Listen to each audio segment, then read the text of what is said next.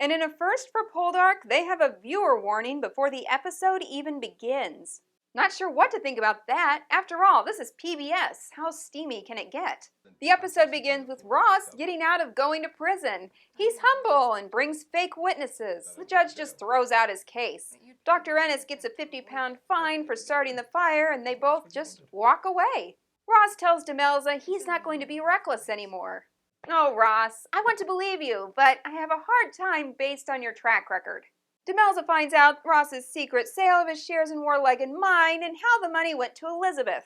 She's understandably upset. Of course, Elizabeth is struggling at home, and as tin prospectors start to tear up her yard, her mother has a conniption fit, which actually turns out to be a debilitating stroke. Dr. Ennis comes and diagnoses it, and she comes to the realization that now she's a full-time caretaker.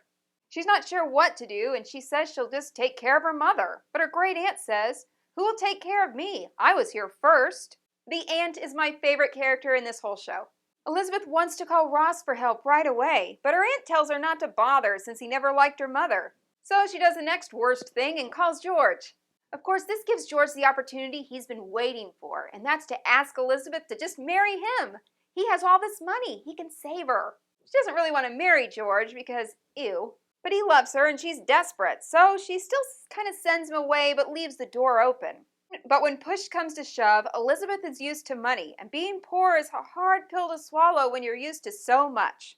When George comes back, her aunt flips the devil card, and Elizabeth runs right out and makes a deal with him. She didn't even have to go to Georgia. George came to her. Meanwhile, Ross has another explosion at the mine, and a new father dies, and he just is done with it. He's completely morose, and Demelza knows that his first love and his worst enemy are planning on marriage. But she decides to keep it a secret, just like he did with his shares in Warleg and Mine. But she can't stop this madness, and when he gets home, he receives a letter from Elizabeth saying that she's going to marry George, and he flips out.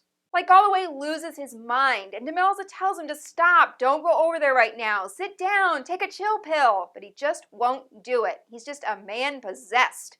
And he rides like the wind over to Elizabeth's house, breaks down the door, and goes straight up to her bedroom. She opens the door and lets him in, and he tells her off. He can't believe she'll marry George when they still love each other. He starts to just press her, and she tells him to leave, and he just won't. And then he starts kissing her, and she says stop, and he just keeps on doing it, and it's really uncomfortable. Ross has obviously never heard of consent, hence the viewer discretion advised. Now, pause from this show. In the book, this is very clearly a rape, but in the show, it's kind of confusing to me. She definitely says no, you definitely feel uncomfortable, you want him to stop, but he doesn't, and in the morning, they both seem happy and normal. She definitely doesn't seem upset. I felt really confused, and maybe that's how they wanted me to feel.